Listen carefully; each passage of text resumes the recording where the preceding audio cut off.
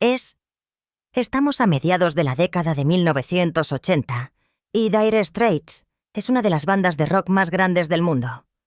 Su álbum Brothers in Arms no es solo un éxito, es un fenómeno cultural que vende más de 30 millones de copias en todo el mundo y domina las ondas de radio con éxitos como Money for Nothing y Walk of Life. Mark Knopfler, el líder y cerebro creativo de la banda, es aclamado como uno de los mejores guitarristas de su generación. Pero detrás de la gloria se avecina una tormenta que finalmente conduciría a la desaparición de la banda. Piensen en ello. Un joven Mark Knopfler junto a su hermano David, el bajista John Illsley y el baterista Pete Withers, en los arenosos pubs de Londres. En 1978, su gran éxito Sultans of Swing capturó la esencia de una banda en apuros y los catapultó al estrellato. Rápidamente evolucionaron de rockeros de pub a estrellas internacionales. Cuando Brothers in Arms llegó en 1985, Dire Straits había pasado de ser un grupo unido que tocaba en pequeños locales a una sensación mundial que tocaba en estadios. Pero el éxito tuvo un costo. Con su rápido ascenso, la banda comenzó a sentir la presión. Agotados por las implacables giras, abrumados por las presiones de la fama y cada vez más divididos por diferencias creativas. Los miembros comenzaron a sentir un cambio. Dire Straits ya no era una banda de iguales, sino un vehículo para la visión de Mark Knopfler. El genio de Mark Knopfler era innegable. Su intrincado trabajo de guitarra y su composición poética definieron el sonido de la banda, y su visión fue en gran parte responsable de su evolución musical. Sin embargo, con el paso del tiempo, el deseo de Knopfler de tener control creativo se convirtió en un arma de doble filo. Si bien les trajo éxito, también sembró semillas de discordia. Exmiembros de la banda, incluido el hermano de Knopfler, David, a menudo hablaban de sentirse marginados y limitados por el papel cada vez más dominante de N. Pepler en la dirección de la banda. David Knopfler se fue durante la grabación de su segundo álbum, Communiqué, citando diferencias artísticas y las presiones de estar bajo la sombra de su hermano. La partida marcó el comienzo de un cambio en la dinámica de la banda, con Mark tomando las riendas aún más firmemente. Cuando Brothers in Arms explotó en la escena, las tensiones estaban en su punto más alto. Una gira mundial que parecía no tener fin, un álbum que rompió récords y un estrellato recién descubierto que no dejaba espacio para el espacio personal. La gira duró más de un año, llevando a los miembros de la banda al límite. A medida que el agotamiento se instalaba, la fricción interna de la banda se hizo aún más evidente.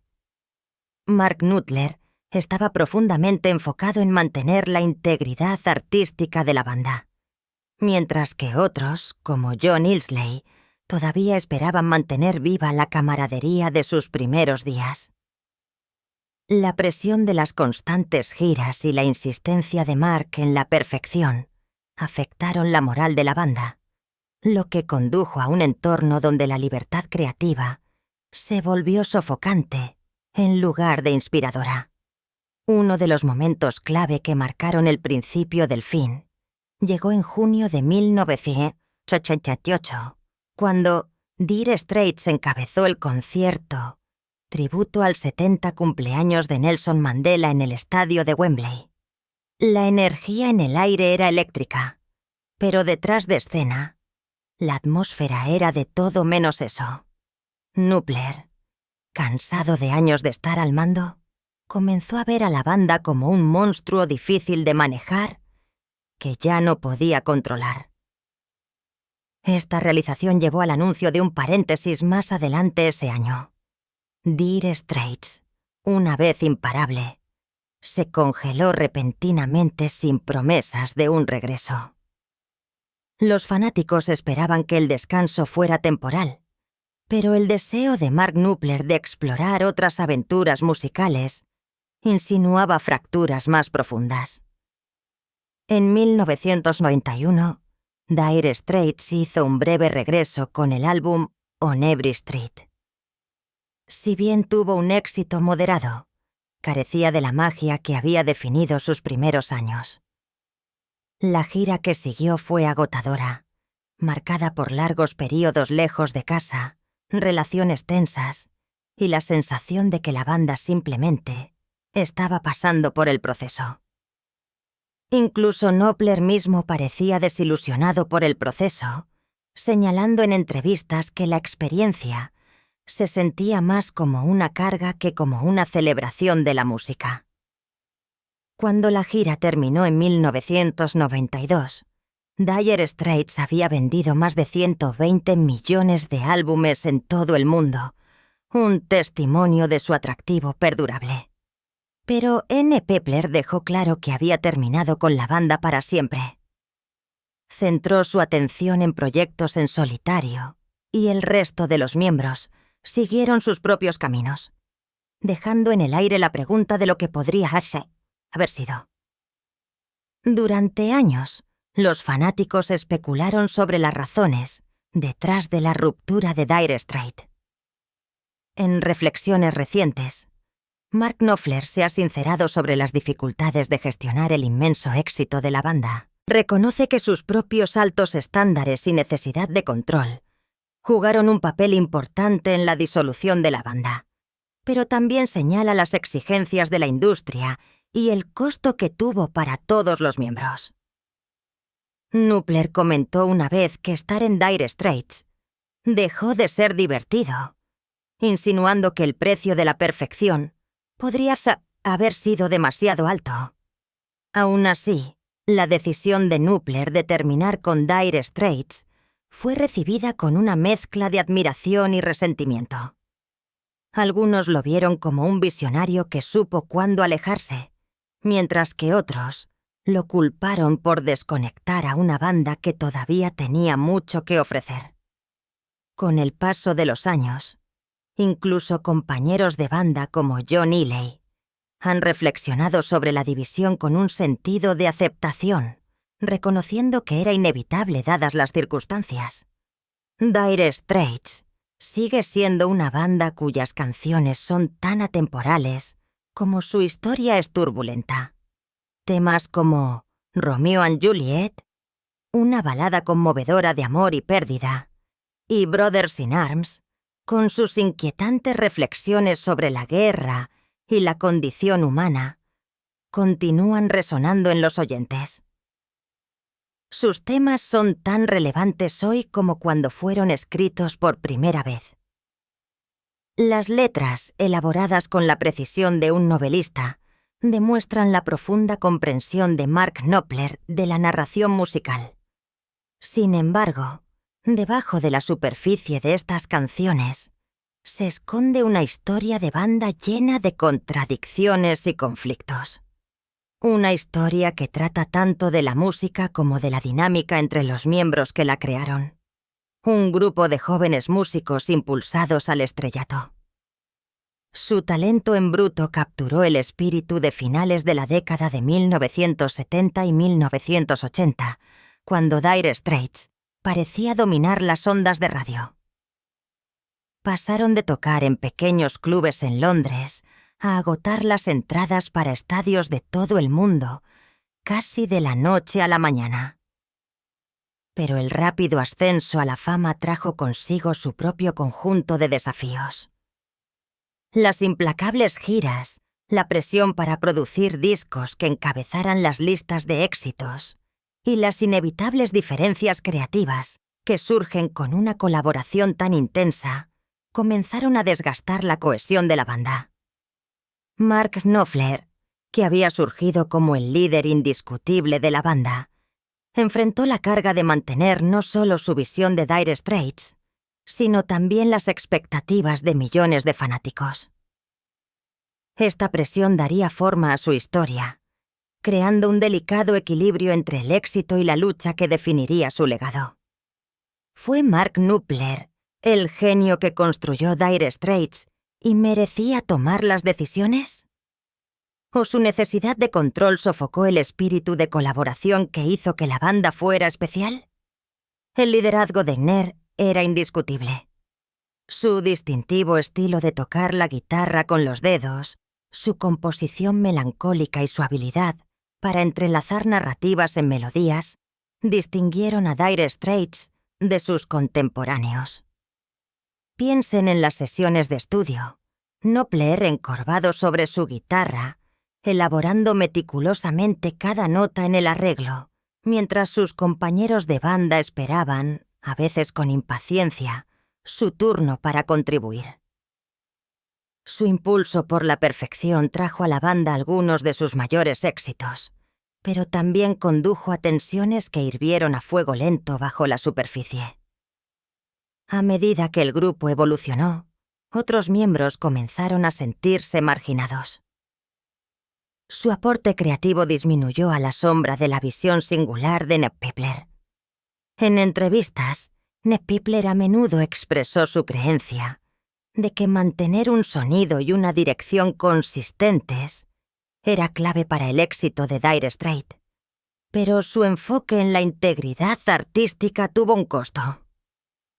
El baterista Pete Withers dejó la banda después de la grabación de Love Over Gold en 1982, citando insatisfacción con la falta de colaboración.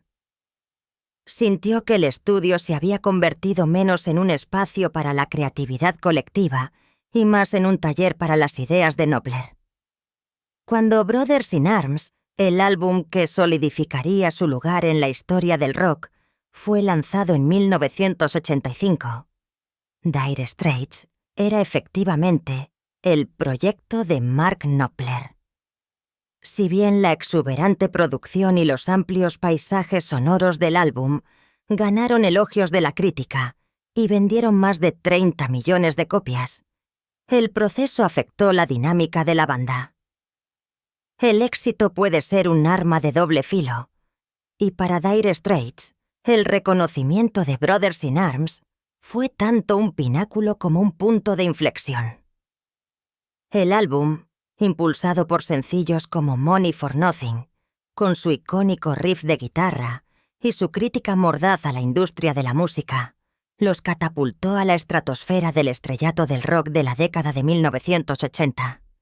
Pero con este nivel de éxito llegaron nuevas presiones. El calendario de giras ininterrumpido que siguió fue agotador, llevando a los miembros de la banda al límite. Actuaron frente a cientos de miles de fanáticos, pero el agotamiento era innegable. La camaradería que había alimentado sus primeros días fue reemplazada por una sensación de aislamiento y agotamiento. En el escenario eran una unidad sólida, ofreciendo actuaciones que dejaban al público sin aliento. Mientras que fuera del escenario, se estaban distanciando. Cada miembro lidiaba con la soledad que puede venir con la vida en la carretera. Knopfler, siempre el perfeccionista, sintió la presión de tratar de mantener su impulso. Comenzó a ver las limitaciones de Dire Straits como una banda tradicional, anhelando explorar diferentes paisajes musicales sin las limitaciones de las expectativas del grupo. Este deseo finalmente lo impulsaría hacia una carrera en solitario, pero no sin dejar un vacío en los corazones de los fanáticos que habían llegado a asociar a Dire Straits con un sonido y un espíritu específicos. En 1991, cuando Dire Straits lanzó On Every Street, las grietas eran más visibles que nunca. Aunque el álbum fue platino, la chispa creativa que una vez había definido así a la banda parecía estar disminuyendo. Las giras que siguieron se sintieron más como una obligación que como una celebración de su música. La fricción entre los miembros de la banda, que una vez había sido una fuente de tensión creativa, se había vuelto más divisiva.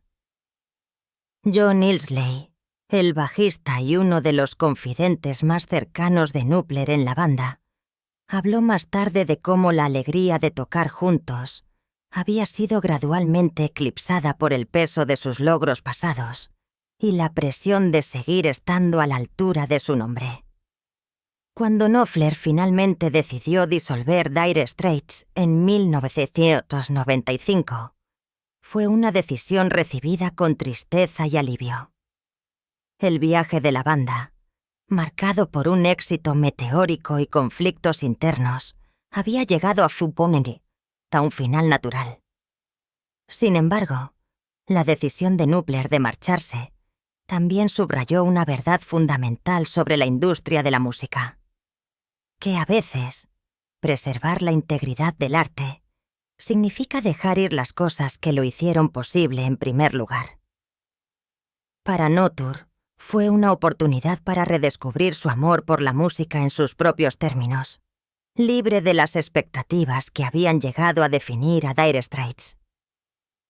Para los fanáticos, fue el final de una era, una que había sido tan emocionalmente turbulenta como creativamente rica. Incluso después de la disolución de la banda, la música de Dire Straits continuó encontrando nuevas audiencias.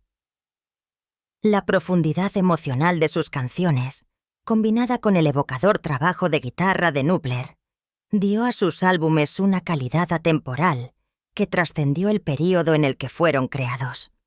Piensen en cómo Sultans of Swing todavía palpita con la energía de una banda de bar nocturna, o cómo Telegraph Road lleva a los oyentes a como un viaje extenso a través de la historia y la decadencia urbana.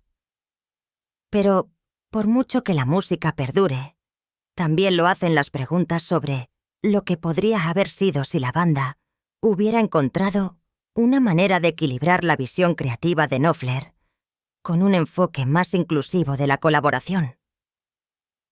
¿Estaba la historia de Dire Straits destinada a terminar en la disolución? ¿O las tensiones podrían haberse resuelto con un enfoque diferente? Tal vez, como con muchas historias de asociaciones artísticas, la verdad se encuentra en algún punto intermedio. La necesidad de control de Mark Knupler puede haber sofocado las contribuciones de sus compañeros de banda, pero también produjo algunas de las músicas más perdurables de la época.